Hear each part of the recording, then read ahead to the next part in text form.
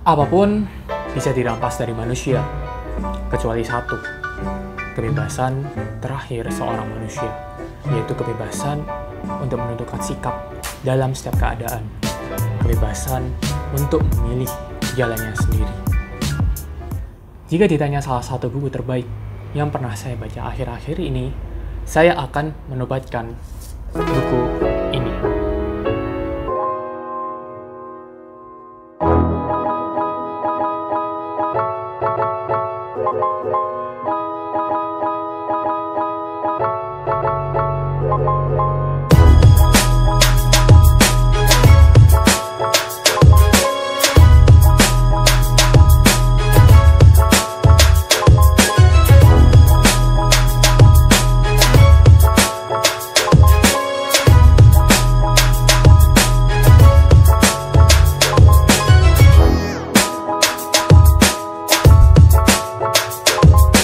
Ya, buku Man's Search for Meaning, karya Viktor E. Frankl sebagai pemenangnya.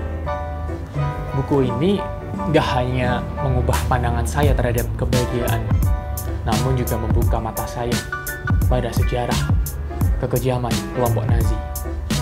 Di bab pertama yang memakan hampir 2/3 isi buku ini, Frankl menceritakan pengalaman selama 3 tahun di kamp konsentrasi Nazi.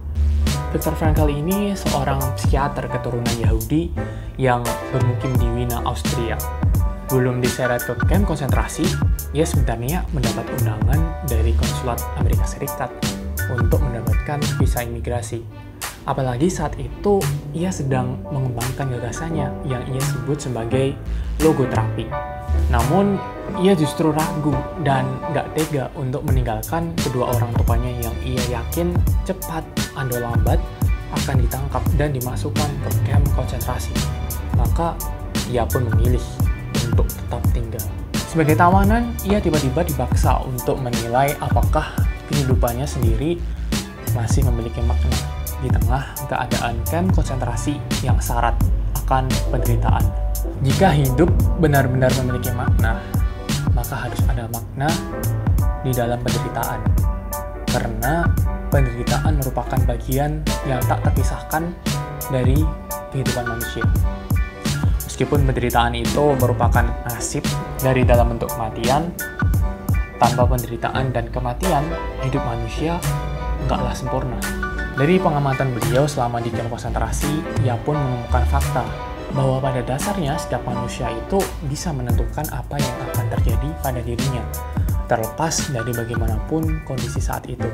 Kerasnya kehidupan di kamp konsentrasi dan dalamnya penderitaan yang mereka alami di sana membuat banyak para tawanan mengalami guncangan mental. Hidup di kamp konsentrasi sangatlah menderita. Mereka hidup dengan bayang-bayang, dikirim ke kamar gas untuk kemudian dimusnahkan begitu saja. Untuk tetap hidup pun, setiap hari mereka harus bekerja tanpa upah dan hanya diberi makan yang sangat tidak layak, semangkuk sup yang lebih banyak airnya, dan secuil roti. Tak heran, setelah beberapa waktu, tak sedikit tawanan yang akhirnya menyerah dan memilih untuk bunuh diri. Manusia punya kedua potensi untuk berperilaku seperti babi atau seperti nabi. Potensi mana yang akan diwujudkan tergantung dari keputusannya, bukan dari kondisinya. Karena kejamnya petugas menjaga di kamp konsentrasi itu, para tahanan pun tak pelak merasa bahwa martabat mereka sebagai manusia kian terkikis. Tak jarang mereka ditendang, diteriaki babi, atau disiksa tanpa alasan. Menurut Frank, sebagai manusia kita tak perlu berharap sesuatu dari hidup. Sebaliknya, justru hiduplah yang seharusnya mengharapkan sesuatu dari kita, sehingga hal tersebut akan menimbulkan rasa tanggung jawab di pihak si manusia. Masuk ke bab logoterapi, saya mulai kesusahan untuk membaca karena banyaknya istilah psikologi di bab tersebut. Namun, intinya manusia bukanlah untuk mencari kesenangan atau menghindari kesedihan, tetapi untuk menemukan makna dalam hidupnya. Bukti manusia bahkan siap menderita dengan syarat bahwa setiap penderitaannya memiliki makna. Ketika di kamp konsentrasi, Frank selalu berusaha mencari makna atas hidupnya meski dalam hidup kondisi tersulit sekalipun. Pernah ketika ia tengah bekerja di keadaan yang sangat menyedihkan, ia pun membayangkan bahwa ia sedang berkomunikasi dengan istri tercintanya, meskipun ia sendiri tak tahu keadaan istrinya saat itu. Menurut logoterapi, ada 3 cara yang dituduh manusia untuk menemukan makna hidupnya. Yang pertama, melalui pekerjaan atau perbuatan. Yang kedua, dengan mengalami sesuatu atau melalui seseorang. Dan yang terakhir, melalui cara kita menyikapi penderitaan yang tidak bisa dihindari. Sebaliknya, di tengah kesengsaraan hidup di kamp konsentrasi, bukan berarti manusia tidak bisa menemukan makna hidupnya. Buktinya, di tengah keadaan kamp konsentrasi yang sangat menyedihkan, mereka masih bisa menemukan sedikit kebahagiaan dari rasa humor dan seni.